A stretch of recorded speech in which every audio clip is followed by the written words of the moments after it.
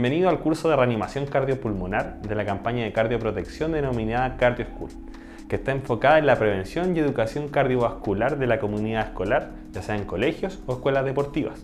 Mi nombre es Patricio Espinosa, soy enfermero, trabajo en el Instituto Nacional del Tórax y también trabajo en CardioMedics como relator de estos cursos de RCP. Dentro de los primeros objetivos conoceremos lo que es la Ley 21.156, que es la cual establece la necesidad de disponer de desfibriladores externos automáticos en todos los centros de alta afluencia públicos. Como objetivo tenemos reconocer lo que es un paro cardiorrespiratorio, identificar cuáles son los síntomas y síntomas. 3. Vamos a conocer también un concepto que es la cadena de supervivencia, lo que nos dirá el paso a paso de lo que tenemos que hacer cuando tenemos una posible víctima de un paro cardiorrespiratorio. Eso conlleva desde activar sistemas de emergencia, hasta saber cómo actuar, qué maniobras realizar, hasta la espera de que llegue ayuda especializada. Terminando este video, ustedes van a practicar lo que es el RCP con fantomas, de acuerdo a lo que yo les voy a enseñar en este video, y además el uso adecuado del desfibrilador. Vamos a aprender a hacer las compresiones torácicas y además lo que es las ventilaciones o la respiración boca a boca, como se le llama. El objetivo principal de la Ley 21.156 es generar un espacio de cardioprotección en la comunidad, tanto en los centros educacionales, empresas, hoteles, todos deben contar con un desfibrilador. Una cosa es que cuenten con desfibrilador y la otra es que además todos esos centros deben tener gente capacitada. Se busca crear conciencia en la población de que estos desfibriladores ahora los vamos a empezar a encontrar en muchos otros lugares. Tenemos que empezar a conocerlos y saber cómo utilizarlos, ya que estos desfibriladores pueden aumentar exponencialmente las probabilidades de supervivencia cuando tenemos un paciente que sufre un paro cardiorrespiratorio. Por eso es lo importante que todos conozcamos estos desfibriladores y de eso es lo que vamos a hablar hoy en día. El primer concepto importante es el paro cardiorrespiratorio. El paro cardiorrespiratorio principalmente es de inicio súbito y se produce, una de sus causas principales es un ritmo anormal del ritmo cardíaco. ¿Qué ocurre? El corazón deja de latir. Su función principal es latir y bombear sangre a todo el cuerpo. Entonces en un paro cardíaco, como primera cosa, vamos a tener un corazón que no está latiendo, o sea, no está bombeando sangre a ninguna parte del corazón. Y además, estamos hablando de un paro cardiorrespiratorio. En la parte respiratoria nos referimos a que la persona no está respirando. Y clínicamente, ¿cómo yo voy a identificar ese paciente? Siempre en un paciente que sufre un paro cardiorrespiratorio voy a encontrar tres aspectos que siempre van a estar. Y son las primeras tres cosas que yo debo evaluar cuando sospecho de un paciente que esté sufriendo un paro cardiorrespiratorio. Ejemplo, si ustedes de repente pueden ir caminando en la calle y se encuentran una persona desplomada en el piso, pongamos el ejemplo de esta persona. Yo lo encuentro en la calle. Una de las ideas principales de este curso es que ustedes, terminando el curso, sepan reconocer rápidamente si la persona está sufriendo un paro cardiorrespiratorio o no. Entonces lo primero que vamos a evaluar siempre, es la conciencia del paciente. Y con evaluar la conciencia no nos estamos refiriendo a si el paciente sabe dónde está, si está orientado, no. Evaluar la conciencia solo nos estamos refiriendo a si el paciente responde a algún tipo de estímulo. Entonces lo primero que yo podría hacer con esta persona, pensando que es un varón adulto, es acercarme y hablarle. Caballero, ¿está bien? Caballero. Si él no responde a eso, debo continuar, no me puedo quedar solo con eso para decir que él está inconsciente. Segunda cosa que se recomienda es tocar al paciente. Caballero, ¿está bien? Caballero, caballero. Estímulo auditivo y estímulo del tacto. No me puedo quedar con esas cosas para decir que él está inconsciente. Sí o sí debo buscar un estímulo más. Y lo que nosotros recomendamos es generar un estímulo doloroso. ¿Cuál podría ser? Con el puño, cargarlo en el tórax del paciente, donde está el esternón, o si alguien quisiera de repente, podría pellizcar también al paciente, se puede hacer. ¿Y qué buscamos con eso? Es que si yo lo pellizco, si yo le genero dolor en el pecho, busco algún tipo de reacción. Me basta con que yo le genere dolor y el paciente haga una pequeña demostración de que sintió lo que yo estoy haciendo para decir que él está consciente. Y al estar consciente, yo ya descarté inmediatamente que este paciente tuviera un paro cardiorrespiratorio. De lo contrario, si además de tocarlo, hablarlo, genero dolor y el paciente no responde, no se mueve, no reacciona a nada, yo no confirmo que tiene un paro cardiorrespiratorio, pero simplemente primero confirmo que está inconsciente. Y al tener un paciente inconsciente, estamos hablando de que es un paciente que potencialmente está grave. En este punto tenemos a nuestro paciente que está inconsciente. La recomendación es, cuando yo me enfrento a un paciente que esté inconsciente, inmediatamente si hay una segunda persona solicitar ayuda. Si yo me encuentro con otra persona, le voy a pedir, por favor, llame a la ambulancia al 131, que es el número de la ambulancia en Chile, o alguna ambulancia con la que el recinto en el que estoy tenga convenio o la que la persona tenga convenio. Llamar a una ambulancia. Y si me encuentro en un lugar que cuente con un desfibrilador, debo pedir que me traigan el desfibrilador inmediatamente. Rápidamente, después de que he pedido ayuda, debo comprobar signos vitales en el paciente. ¿Qué signos vitales? Pulso y además evaluar si el paciente está respirando. Para evaluar pulso en un paciente adulto, siempre debo buscar el pulso en el cuello, en cualquiera de las dos carótidas, no en otro lugar del cuerpo, cuando estoy sospechando de un paro cardiorrespiratorio. ¿Por qué? Porque si este paciente tuviera algún otro tipo de complicación cardíaca, pero su corazón aún estuviera latiendo sangre, el corazón en una situación crítica siempre prefiere bombear sangre al cerebro y a los pulmones. Yo, si quiero buscar aún la presencia de pulso, debo buscar un pulso central que justamente se encuentra en esta zona, en el caso que todavía siguiera bombeando sangre. Por ende, yo debo buscar pulso en las carótidas. Y mínimo debo estar buscando el pulso 5 segundos y no me debo extender más de 10 segundos, ¿ya? No me sirve estar 2 segundos y decir que no tiene pulso, porque el paciente perfectamente podría tener como antecedente una bradicardia, que es una arritmia en que el corazón de por sí late más lento. Por eso se establece 5 segundos y máximo 10 segundos. Luego rápidamente, si es que el paciente no tiene pulso, debo chequear la respiración. Y para evaluar si él respira, primero observo la caja torácica para evaluar si hay movimiento en la caja torácica. Además, debo acercar el oído hacia la vía aérea buscando ruidos hidroaéreos. En un paro cardiorrespiratorio podría encontrar un tipo de respiración que se llama boqueo o jadeo, que si yo encuentro que el paciente tiene ese tipo de respiración, que es muy similar a la respiración que tienen los pacientes cuando están en procesos de fin de vida, que es una especie de boqueo. El paciente respira algo similar, así como... Eso no se considera como respiración, ya que es una especie de reflejo, es una respiración inefectiva. Por ende, si el paciente no tiene pulso y usted al buscar respiración observa que el paciente respira de ese tipo, consideramos que él no está respirando, ya que es una respiración inefectiva. Además, yo debería evaluar siempre la vía aérea, abrir la boca del paciente y evaluar si es que tiene alguna obstrucción en la vía aérea. No porque en ese momento yo quiera retirar lo que tiene en la vía aérea. Ejemplo, si yo abro y veo que él tiene un trozo de carne muy atorado en la vía aérea, en ese momento yo no lo voy a querer retirar. ¿Por qué? Porque el paciente ya está en un estado de inconsciencia. Por ende, yo en ese momento no debo perder tiempo retirando ese objeto, pero sí debo iniciar una maniobra de RCP, porque el paciente no tiene pulso y no respira. ¿Pero por qué es importante ese dato? Porque como tiene la vía aérea obstruida, mi RCP solamente va a constar de compresiones torácicas, ya que si yo le doy respiración boca a boca, esa respiración no va a llegar a los pulmones porque su vía aérea está obstruida. A modo de resumen, en un paciente que tiene un paro cardiorrespiratorio, yo siempre voy a encontrar 3 cosas. Paciente inconsciente, el paciente no va a tener pulso y el paciente no va a estar respirando. Paro cardiorrespiratorio. ¿Qué maniobras puedo hacer yo para ayudar a este paciente? Puedo comenzar con las maniobras de RCP, compresiones torácicas, ventilaciones en la vía aérea.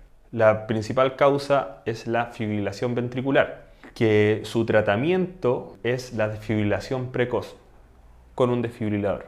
De ahí la importancia a contar con estos desfibriladores, ya que la principal causa es la fibrilación ventricular de inicio súbito. Vamos a hablar también de lo que es el infarto agudo del miocardio o ataque cardíaco, como le llama alguna gente. Que muchas veces se confunde el infarto agudo del miocardio con el paro cardiorrespiratorio. Y necesito que entiendan que son cosas distintas, se manifiestan también de manera distinta. ¿Qué es un infarto agudo del miocardio? Es cuando una arteria coronaria se ocluye, principalmente por una placa de ateroma o un coágulo. Esto produce que un sitio determinado del corazón no reciba flujo sanguíneo. Entonces, ese tejido cardíaco que no está recibiendo sangre, con el correr de los minutos se va a empezar a necrosar y sus células van a empezar a morir. Acá es cuando tenemos ese paciente que comienza con el dolor de tipo opresivo en el pecho. Es un dolor muy característico, es un dolor de tipo opresivo, ¿ya? Si usted se enfrenta con un paciente o está con una persona que le manifiesta que tiene un dolor de tipo opresivo, el paciente generalmente te dice: siento un peso en el pecho, siento como que tuviese alguien parado acá, siento un elefante. A veces llegan a la urgencia y te lo manifiestan de esa manera. Usted sospeche de que podría efectivamente estar sufriendo un infarto. Además, ¿qué otros síntomas acompañan el infarto? Muchas veces dolor en la mandíbula, dolor en el brazo izquierdo, dolor en la zona del epigastrio. Pero el principal es dolor de tipo opresivo. ¿Qué primer auxilio puedo brindarle yo a una persona que esté sufriendo un infarto agudo del miocardio? La verdad es que extrahospitalario no tengo muchas maneras de ayudarlo, y lo mejor que yo puedo hacer por esta persona es rápidamente llevarlo a un servicio de urgencia, ya que si sospechamos que tiene un infarto, acabo de mencionar que es una arteria coronaria que está tapada. Entonces la forma de resolver eso sería destapando esa arteria, pero eso solamente se va a poder hacer intrahospitalario. ¿Por qué la confusión? Ya que si yo me demoro mucho tiempo en llevar a esta persona que está sufriendo un infarto a un servicio de urgencia, puede que esta persona caiga en un paro cardiorrespiratorio. Entonces, si vemos las diferencias, el paciente que tenía un paro cardiorrespiratorio, primer ejemplo, era un paciente que estaba inconsciente, que no tenía pulso y no respiraba. Y ahora yo les digo, estoy hablando de un infarto, y en un infarto tenemos un paciente que está consciente, él refiere que tiene dolor, está despierto. Y además es un paciente que si yo controlara pulso, probablemente tendría un pulso acelerado por la desesperación que está sufriendo, y además el paciente estaría respirando. Entonces ya aclaramos que son cosas completamente distintas. Vamos entonces ahora a revisar lo que es la cadena de supervivencia. Lo habíamos mencionado anteriormente. ¿Qué es la cadena de supervivencia? Es el paso a paso de todas las acciones que nosotros vamos a realizar cuando nos enfrentemos a una posible víctima de paro cardiorrespiratorio. Vamos a simular una situación en que yo voy en el metro de Santiago, en uno de los andenes, y me encuentro una persona desplomada en el piso. ¿Qué sería lo primero que hacer para descartar que esa persona tuviera un paro cardiorrespiratorio? Lo primero, igual de importante de que todo lo que vamos a hacer, siempre cuando nos enfrentemos a una posible víctima, antes de ir a ayudarlo, yo siempre debo evaluar el entorno donde está la víctima. Si es una zona segura para mí también, ya que yo quizás podría ir rápidamente con toda mi buena voluntad, pero quizás no voy a percibir que hay algo que me pueda producir un daño a mí. Ejemplo, un paciente que estuviera de repente en el medio de la calle, yo podría pensar que alguien ya detuvo el tránsito y eso nunca ocurrió. Entonces ustedes siempre deben chequear que el área sea segura para usted. Pensemos que en este caso el paciente está en el andén del metro, es una zona segura. Me acerco al paciente y lo primero que vamos a evaluar siempre es la conciencia. Lo primero, ¿ya? Entonces yo me acerco a este paciente, un varón adulto. Caballero, ¿está bien? Señor, ¿me escucha? Señor, ¿me escucha? Dolor. No responde. Por favor, ¿puede llamar a la ambulancia? ¿Me puede traer el desfibrilador? Rápidamente comprobamos signos vitales. 5 a 10 segundos. No tiene pulso. Observo la caja torácica. No hay movimiento. Escucho ruidos hidroaéreos. No escucho ningún ruido hidroaéreo. Reviso vía aérea para verificar si hay obstrucción. No hay obstrucción. Paciente paro cardiorrespiratorio. En este momento es cuando comenzamos la reanimación cardiopulmonar. Con respecto a la cadena de supervivencia, esta cuenta con 5 eslabones. Y nosotros, hoy día en este video, vamos a aprender hasta el tercer eslabón de la cadena de supervivencia. El primer eslabón de la cadena de supervivencia es cuando yo me enfrento a la situación, evalúo al paciente y cuando compruebo que él efectivamente está inconsciente y está en un paro cardiorrespiratorio, yo solicito ayuda. Hasta ese punto en que yo identifiqué el paro cardiorrespiratorio y previamente ya había pedido ayuda, todo eso es el primer eslabón de la cadena de supervivencia. El segundo eslabón de la cadena de supervivencia es cuando yo comienzo mi RCP con presiones torácicas, con respiración boca a boca. Todo eso hasta ese punto estamos en el segundo paso de la cadena de supervivencia. ¿Y cuál es el tercer paso de la cadena de supervivencia? Lleva por nombre desfibrilación temprana o desfibrilación precoz. Y es cuando nosotros previamente habíamos solicitado un desfibrilador, justamente cuando pedimos ayuda, y justamente el tercer paso es cuando llega el desfibrilador, ¿ya? Entonces, cuando llega el desfibrilador a la escena, rápidamente quien lo trae debe abrirlo y colocar los parches en el tórax del paciente, tal como vamos a aprender a continuación. Ese es el tercer paso de la cadena de supervivencia. Y ya el cuarto paso de la cadena de supervivencia, o cuarto eslabón, es cuando llega el relevo de los sistemas de emergencia, cuando llega la ambulancia, ¿ya? O el SAM. Y ya un quinto paso de la cadena de supervivencia es cuando el paciente ya se encuentra en un centro hospitalario. Esos son los 5 eslabones de la cadena de supervivencia. Vamos a entrar de lleno ahora en lo que es la reanimación cardiopulmonar. La reanimación cardiopulmonar es la que consta de compresiones torácicas y ventilaciones o respiración boca a boca. ¿Cuál es la función del RCP? Mantener el flujo sanguíneo hacia el cerebro y hacia los pulmones, mientras el corazón se encuentra en un paro cardiorrespiratorio y que ya habíamos mencionado, el corazón no puede bombear sangre por su cuenta. Tenemos que tener algunas precauciones para realizar antes de entrar de lleno en lo que es el RCP. Primera cosa importante, tenemos que identificar en qué lugar del tórax vamos a realizar las compresiones torácicas. Y la forma más fácil de identificarlo, ¿cuál es nuestra recomendación? Paciente, independiente si sea de cualquier edad, usted al paciente lo va a tener de esta forma y va a identificar de la zona de la axila una línea imaginaria, ¿ya? Que cruce de axila a axila. Y en el centro, ese es el lugar a comprimir, ¿ya? Ejemplo, si este paciente, nosotros vamos a hacer el RCP y acá tenemos la axila del paciente, trazamos una línea imaginaria, centro del tórax. ¿Por qué en el centro del tórax? Es porque el corazón se encuentra en el centro del tórax. Ahí está la cosa, no en el lado izquierdo. Por ende ya tenemos identificado el lugar donde vamos a realizar las compresiones. ¿Cómo vamos a poner nuestros brazos para hacer las compresiones? Las compresiones torácicas, siempre nuestros brazos deben estar rectos, siempre. En ningún caso, durante la reanimación, ustedes deberían ver que alguien hiciera este movimiento. Si ustedes de repente están observando alguna reanimación y ven que la persona realiza este movimiento, flecta los codos, no lo está haciendo bien. Lo mismo, si ve que la persona hace este movimiento con los hombros, tampoco lo está haciendo bien. ¿Por qué? Porque la fuerza nosotros no la vamos a hacer con los brazos. Nuestros brazos nos van a servir de apoyo en el lugar que identificamos, pero finalmente la fuerza la vamos a hacer con todo el tren superior del cuerpo, ¿ya? Entonces, nos vamos a arrodillar lo más cerca del paciente. Puede ser a este lado, puede ser al otro lado. Nos han preguntado si uno podría realizar la reanimación de esta manera, poniéndome de frente. Y la respuesta es que sí se puede, pero si es que tengo otra persona ayudándome con la respiración boca a boca. Por ende, para efectos de este curso, nosotros no les vamos a enseñar de esa manera, lo vamos a aprender siempre a un costado, poniéndonos en el caso que usted va a ser el único reanimador de la situación.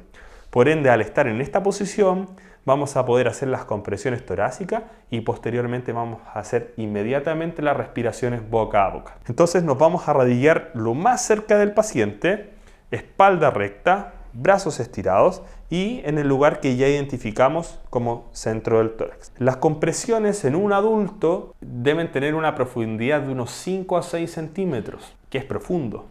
Vamos a encontrar resistencia. Por ende, la fuerza, como les mencioné, debe ir de todo el tren superior, ese grado de compresión. En un lactante podríamos hacerlo con 2 dedos comprimiendo 4 centímetros o podríamos hacerlo incluso con los 2 pulgares. Dependiendo del tamaño del lactante, si fuera un lactante mayor en tamaño y a mí me fuese muy dificultoso realizarlo con los dedos, puedo aumentar a hacer las compresiones con una palma. De esta manera. Obviamente una palma para este bebé se ve excesivo, pero no estamos refiriendo a que yo tuviera un niño más grande. Siempre va a depender de nosotros evaluar la situación y ver si me es posible hacerlo con 2 dedos, si no debo buscar otras opciones. Ya hablamos sobre las compresiones torácicas. La otra parte de la reanimación cardiopulmonar son las respiraciones boca a boca. ¿Y cuál es la forma de realizar la respiración boca a boca? Yo debo realizar respiración boca a boca solo si estoy entrenado y si sé cómo hacerla.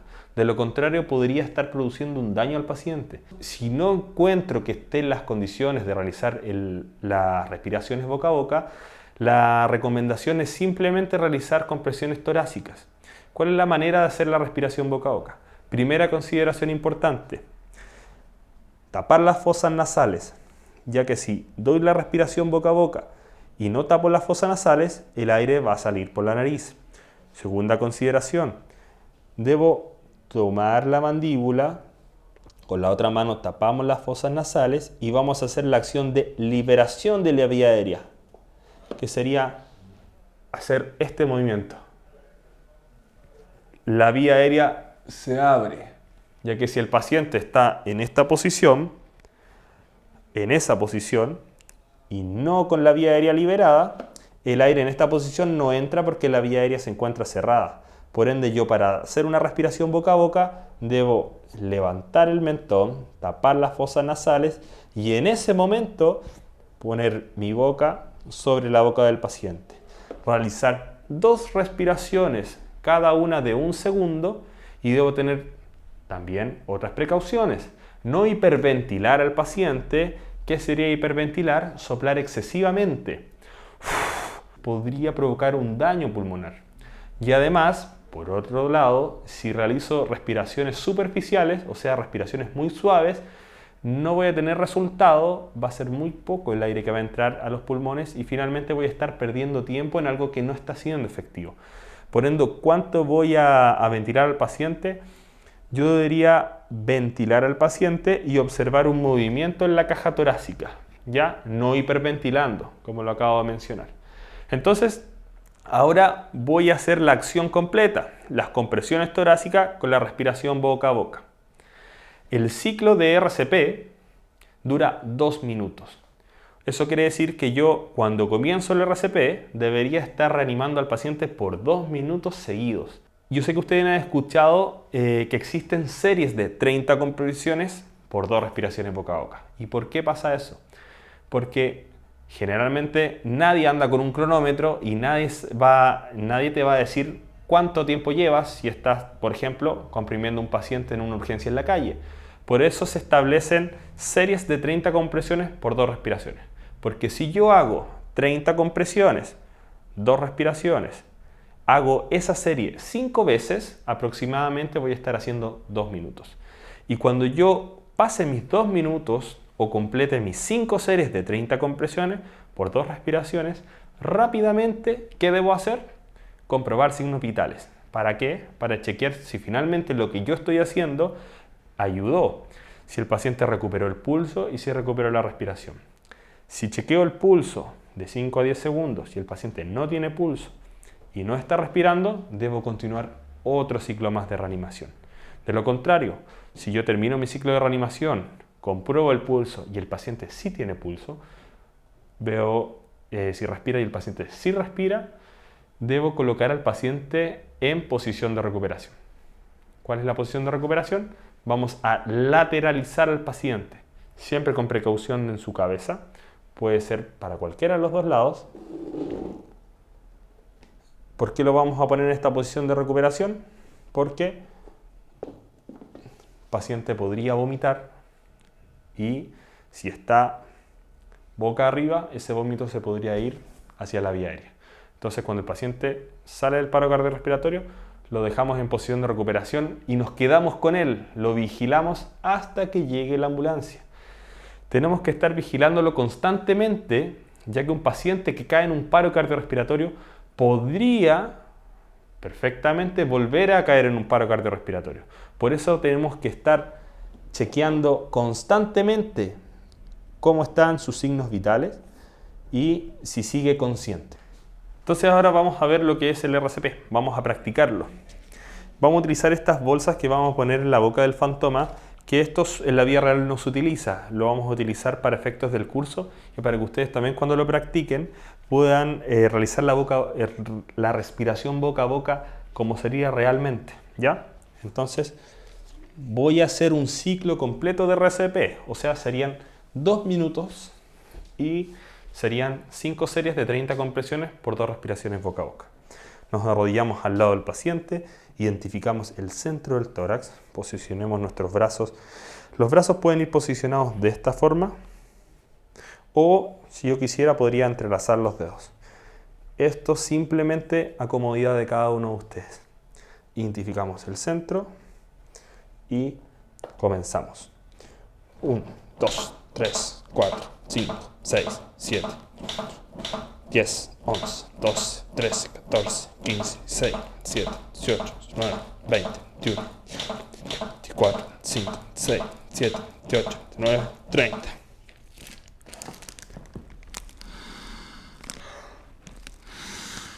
Primera serie. 1, 2, 3, 4, 5, 6, 7, 8, 10, 11, 12, 13, 14, 15, 18, 19, 20, 21, 22, 23, 24, 25, 6, 28, 29, 30.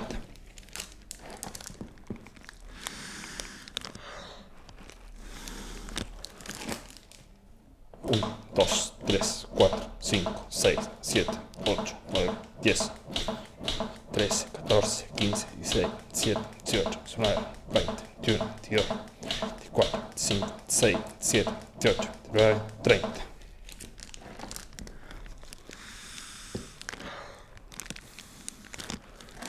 Cuarta serie. 2, 3, 4, 5, 6, 7, 10, 11, 12, 13, 14, 15, 18, 19, 20, 21, 22, 23, 24, 7, 28, 9, 30.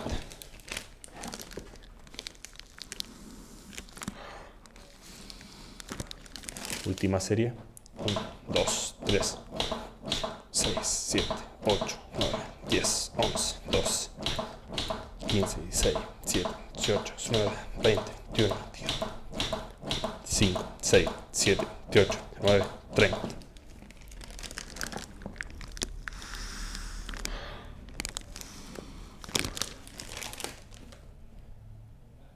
Cinco a 10 segundos, no hay pulso,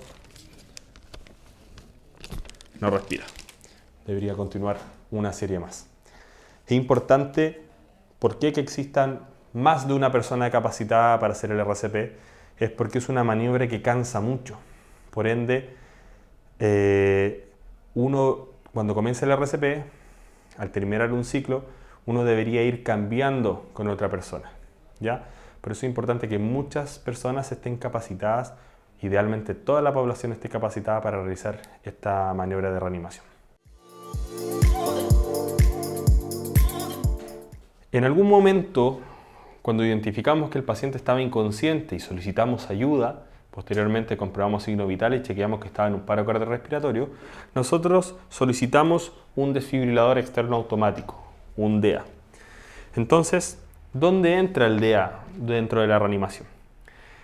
En el video que vimos anteriormente de una persona reanimando al paciente solamente con un RCP básico, si en esa situación llega el desfibrilador, idealmente yo no debería detener el masaje.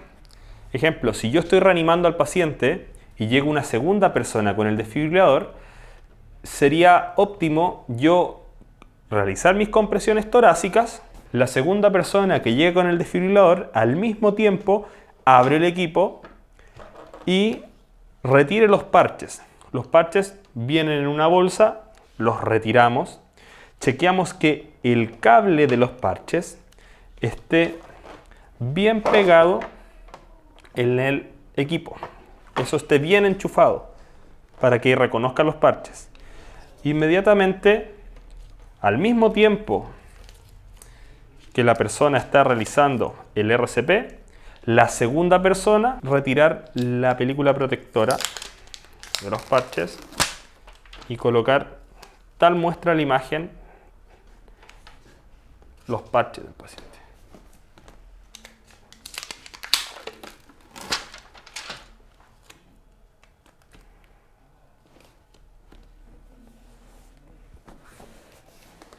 En el desfibrilador nos vamos a encontrar con 3 situaciones que están enumeradas justamente del 1 al 3. ¿Qué otras cosas tenemos acá dentro del desfibrilador? Primero, tenemos un número, que es el número de emergencia, el cual uno debería llamar y te lo recuerda acá en el caso que nosotros no recordemos cuál es el número de la ambulancia. Y de estas situaciones, el paso 1 va a finalizar cuando nosotros logremos pegar los parches en el tórax del paciente, ¿ya? Si nosotros no logramos completar el paso 1 de manera correcta, el equipo va a seguir en el paso 1. Por ende, nosotros ¿en qué cosas debemos fijarnos? Primero, en que los parches estén bien pegados a la pared del paciente, ¿ya? Chequear que estén bien adheridos. O sea, en el caso de que el paciente tenga el pecho mojado, debo secar el pecho, ¿ya? Porque si no, el parche no va a pegar bien. ¿Qué otras consideraciones? Si fuera un varón que tuviera muchos pelos en el pecho, yo sí o sí debo rasurar el lugar donde va el parche, ¿ya? ¿Por qué? Porque si no el parche no va a quedar 100% adherido, y que no esté 100% adherido va a significar que el parche no está haciendo un análisis 100% correcto. Y además la descarga o la desfibrilación que va a dar, en el caso de requerir, tampoco va a ser 100% efectiva si es que no está bien adherido el parche. Otras recomendaciones: si yo voy a pegar el parche, por ejemplo, yo estoy pegando este parche y el paciente justo en esta zona tuviera otro parche de nicotina, de morfina, etc., o tuviera algo pegado bajo el parche, yo sí o sí debo retirar el otro parche para pegar este. Ejemplo, no puedo reacomodar mi parche un poco más abajo porque tiene algo pegado acá, no. La preferencia siempre va a ser nuestro parche, ¿ya? Y el parche positivo se pone bajo la clavícula derecha. Puede pegarse de esta posición, o si alguien lo quisiera pegar así, también puede ser, no habrá problema. Y el polo negativo se pone en el costado izquierdo. Nosotros recomendamos de la axila, ojalá unos 10 centímetros hacia abajo, ya que la zona de la axila es una zona muy húmeda y podría despegarse el parche. Por eso lo pegamos un poco más abajo. De la misma manera, puede ir de esta forma o de esta forma, como ustedes lo deseen. Entonces, cuando yo pegue mis parches, si están bien adheridos, inmediatamente el equipo debería pasar al paso número 2. El equipo, cuando detecta que los parches están bien pegados, rápidamente debería pasar al paso 2. Entonces, si yo pegué mis parches y el equipo sigue en el paso 1, me sigue repitiendo la instrucción del paso 1, yo debo volver a revisar si hay algo que cometí algún error. Errores frecuentes: que esto no esté bien apretado, es un error común, y el otro error común podría ser que los parches yo los haya puesto cambiados, ¿ya? Y en ese caso los debería reposicionar. Estando esas dos cosas bien, el equipo pasa al segundo paso. Y en ese paso vamos a ver la imagen que está nuestro paciente con los parches y la persona que está al lado está alejándose del paciente. Y el paso 2 es justamente cuando el equipo dice aléjese, se va a analizar ritmo cardíaco. En ese momento el equipo se encuentra analizando el ritmo cardíaco y el análisis dura unos 8 a 10 segundos en que el equipo está en silencio. Y al finalizar el análisis, el equipo nos puede dar como resultado dos opciones. Primero, el equipo puede decir se va a dar una descarga, o el equipo puede decir no se va a dar una descarga. ¿Y de qué va a depender eso? De que el paro cardiorrespiratorio, si nosotros lo reflejáramos en un electrocardiograma, que es similar, por ejemplo, cuando uno se hospitaliza y te ponen estos electrodos en el pecho y nosotros vemos nuestro ritmo cardíaco. El electrocardiograma, existen 4 ritmos de paro cardiorrespiratorio. Por ende, yo podría tener 4 pacientes en paro cardiorrespiratorio y si a cada uno yo le pusiera un monitor para ver sus ritmos cardíacos, podría ver en 4 pacientes que tienen un paro cardiorrespiratorio 4 cosas completamente distintas. ¿Por qué el equipo de repente me podría decir se va a dar una descarga y de repente me podría decir que no? Porque de esos ritmos de paro cardiorrespiratorio, 2 de ellos se manejan con una desfibrilación, o sea, con una descarga eléctrica, y los otros 2 no se manejan con desfibrilación, se manejan inicialmente solamente con compresiones torácicas. ¿Cuál es la importancia de contar con estos desfibriladores? Ya que la principal causa de paros cardiorrespiratorios en la población son los paros cardiorrespiratorios asociados a arritmias ventriculares, o sea, los ritmos que se manejan efectivamente con desfibrilación temprana. Por eso es lo importante tener desfibrilador, porque probablemente, en la mayoría de los casos, este paro cardiorrespiratorio va a estar asociado a un ritmo que es desfibrilable y que justamente el tratamiento más oportuno va a ser la descarga. Entonces, cuando estemos en el paso 2, pongamos caso número 1. Va a decir, se va a dar una descarga. Cuando diga se va a dar una descarga, yo debo alejarme, ¿ya? Porque el equipo me va a decir, se va a dar una descarga y luego va a decir 3, 2, 1, descarga aplicada. Ahora puede tocar al paciente, ¿ya? Antiguamente habían desfibriladores que cuando llegábamos a ese paso, si él detectaba que el paciente requería una descarga, el equipo preparaba una descarga y luego uno debía apretar un botón de descarga. Ya. Estos desfibriladores son automáticos. Eso quiere decir que si el equipo detecta una descarga, avisa que va a dar una descarga, pero en ningún caso nos pide a nosotros que apretemos el botón de descarga, porque ocurría muchas veces que la gente, dentro de todo su nerviosismo, nunca presionaba el botón de descarga y finalmente retrasábamos la reanimación. La tercera situación es el paso 3. ¿Y cuál es el paso 3? Nosotros vemos al paciente que está recibiendo el ERCP, ya las compresiones torácicas más la respiración boca a boca. Cuando el equipo llega al paso 3, empieza a sonar una señal sonora que juntamente esa señal nos va a dar el ritmo al que nosotros tenemos que estar comprimiendo. Van a escuchar una señal que suena tun, tun, tun, tun, y justamente es el ritmo al que yo debo estar comprimiendo. Esa señal sonora va a durar 2 minutos, ¿ya? Porque 2 minutos dura nuestro ciclo de reanimación. Pero igual es tarea de nosotros que cuando nos sumemos a esa señal sonora y estemos comprimiendo, de todos modos tenemos que ir contando. Porque el equipo no nos va a decir que tenemos que hacer una pausa a las 30 compresiones, sino que cuando lleguemos a la compresión número 30, nosotros sabemos que tenemos que dar 2 respiraciones boca a boca y luego volver rápidamente al masaje. ¿Y hasta cuándo voy a seguir masajeando? Hasta que el equipo vuelva al paso 2 y me diga, aléjese del paciente, se va a hacer un nuevo análisis de ritmo cardíaco. Una vez que nosotros ponemos los parches, como mencionamos, el equipo iba al paso 2. El equipo va a estar entre el paso 2 y 3 y solo va a parar cuando nosotros detengamos el equipo. O sea, el equipo va a seguir funcionando hasta que yo haga lo siguiente: desconecte los parches de acá y cierro el equipo. Si no, el equipo va a seguir funcionando, ¿ya? Entonces, ¿qué quiero decir con eso? Que va a depender de nosotros detener el uso del desfibrilador. ¿Y cuándo lo vamos a detener? Es porque, ¿se acuerdan que cuando yo les mencioné que estábamos haciendo el RCP duraba 2 minutos y cuando pasaban 2 minutos hacíamos una pausa y comprobábamos signos vitales justamente para chequear si lo que estábamos haciendo había funcionado, si el paciente había recuperado signos vitales o no. Entonces, ahora cuando ya está el desfibrilador en la escena, igual hay un momento donde nosotros debemos hacer una pausa y comprobar signos vitales, ¿ya? El equipo no nos va a decir que hagamos esa pausa. El equipo en ningún caso nos dice deténgase a comprobar signos vitales. Entonces yo les voy a decir cuál es el momento en que nosotros vamos a hacer esa pausa para chequear signos vitales. Cosa que si encuentro pulso y además el paciente esté respirando, desconectemos los parches, los cerramos y lo ponemos en posición de recuperación. El equipo, dijimos que el segundo paso es el paso de análisis, ¿ya? Otra cosa importante, cuando el equipo dice analizando, o sea, cuando ponemos los parches y comienza el paso 2, nosotros no podemos tocar al paciente. Si yo le estoy tocando, aunque sea la mano, voy a estar interfiriendo en el análisis que está haciendo el equipo. Estos equipos son tan sensibles que podría detectar mi ritmo cardíaco simplemente con que yo le esté tocando la mano, ¿ya? Cosas muy importantes a tener en cuenta. Y también muy importante es que en el caso que el equipo diga se va a dar una descarga, tampoco puedo estar tocando al paciente. ¿Y por qué?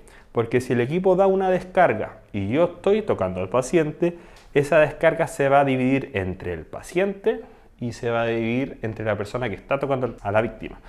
Eso en primera instancia va a retrasar la reanimación porque el paciente no va a requerir la desfibrilación con el voltaje necesario y en otro caso le va a generar algún daño a la persona que tocó al paciente, ¿ya? Y ese daño incluso podría provocar una arritmia porque nuestro corazón funciona con actividad eléctrica, cosa que si a mí me da la corriente yo podría sufrir una arritmia y esa arritmia incluso podría ser un ritmo de paro cardiorrespiratorio. O sea, imagínense, podría yo también caer en un paro cardiorrespiratorio solamente por descuidado y por estar tocando al paciente justo cuando el equipo le dio una descarga. Así que mucha precaución en ese punto. Yo les dije entonces, cuando estaban en análisis, el equipo tenía dos opciones.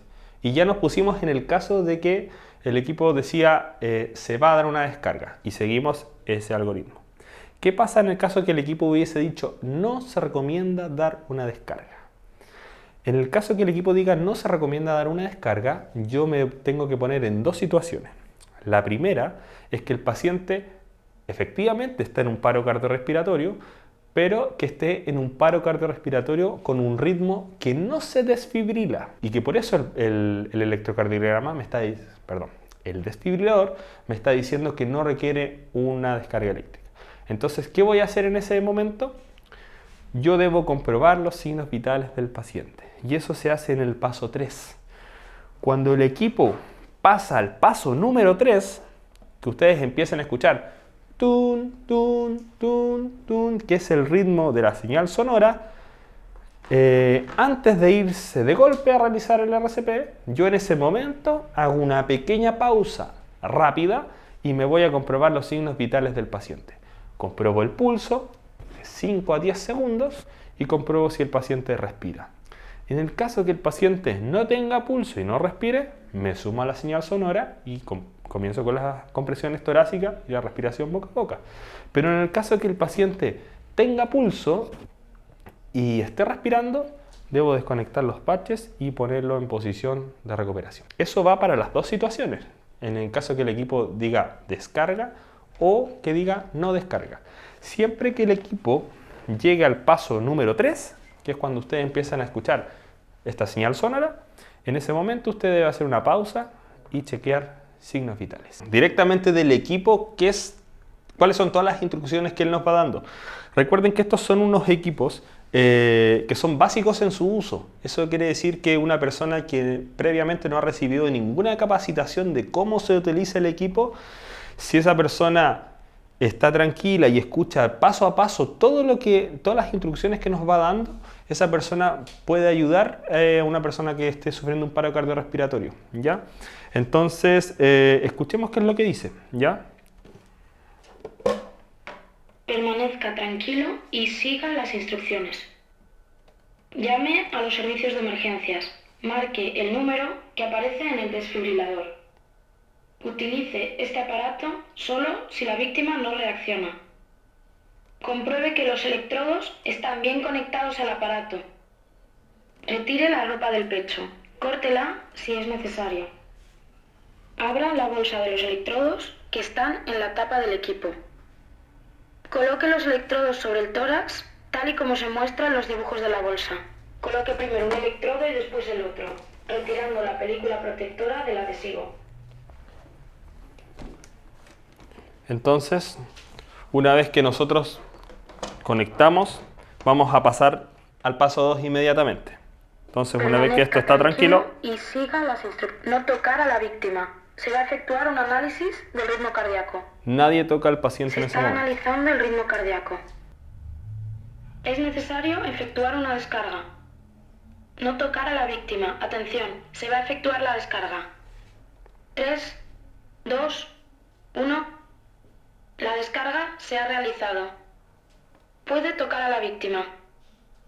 Coloque la palma de su mano en el centro del pecho del paciente. Coloque la otra mano encima de la anterior. Realice inmediatamente el masaje cardíaco. Presione firmemente 30 veces sobre el pecho de la víctima, manteniendo sus brazos estirados y siguiendo el ritmo marcado por la señal sonora. Después, realice 2 respiraciones boca a boca. Continúe hasta nuevas instrucciones.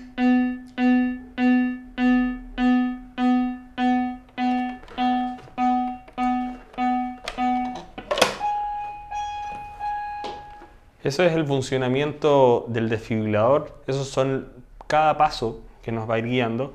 Y recuerden que en el paso 2, en este caso, nos dio el ejemplo de que se diera una descarga, pero recuerden que también puede estar la situación en que el equipo nos diga que no se requiere una descarga, ¿ya?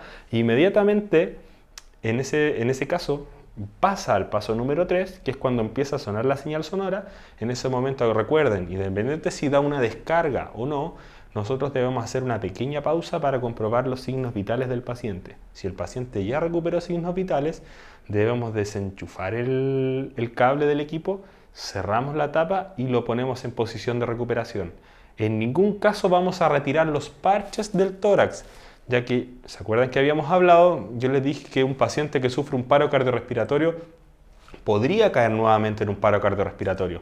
Y si fuese el caso, nosotros vamos a ponerlo nuevamente de espalda, abrimos el equipo y conectamos los parches. Y así inmediatamente vamos a pasar al paso 2. O sea, no vamos a perder todo el tiempo que estuvimos colocando los parches.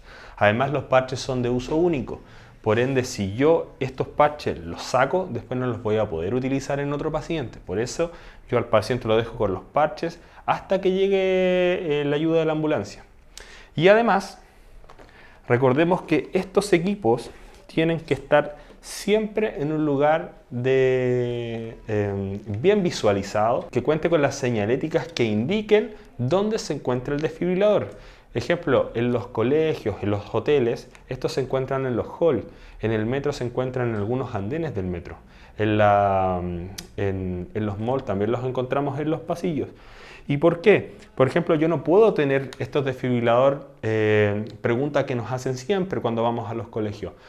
¿Es necesario guardarlo en la enfermería? Nuestra recomendación es no. ¿Por qué? Porque la enfermería finalmente es un lugar que al momento de hacer alguna pausa, algún momento de algún almuerzo, puede quedar bajo llave y las urgencias pueden ocurrir en cualquier momento. Entonces, no es necesario tenerlo en un lugar que quede bajo llave. O sea, nunca debe quedar en un lugar que quede bajo llave. O sea, en un lugar que cualquier persona, da una emergencia, si yo le solicito a alguien que vaya a buscarlo, esa persona no tenga que ir a un lugar con una llave para poder retirar el equipo. Debe ser de fácil acceso. ¿Cómo actuar en estas situaciones? Recuerden que es importante conservar la calma y junto con eso actuar rápido. En estas situaciones de emergencia, sobre todo cuando tenemos un paciente que sufre un paro cardiorrespiratorio, es muy importante actuar a la brevedad, porque las estadísticas nos dicen que si un paciente sufre un paro cardiorrespiratorio, por un minuto que pase que yo no comienzo ninguna maniobra de reanimación, las probabilidades de supervivencia de ese paciente ya disminuyen un 10%. Por ende, imagínense, si en 10 minutos nosotros no comenzamos con maniobras de reanimación, la verdad es que las consecuencias probablemente van a ser fatales en ese paciente. Por eso la importancia de actuar rápidamente, de activar los sistemas de emergencia, la cadena de supervivencia, pedir ayuda, comenzar maniobras de RCP, solicitar el DEA, inmediatamente cuando yo cuente con un DEA, conectar los parches y seguir las instrucciones hasta la espera de que llegue la ambulancia. Damos por finalizado este video de campaña de Cardio School y los dejamos invitados a responder el cuestionario sobre el curso que acabamos de realizar.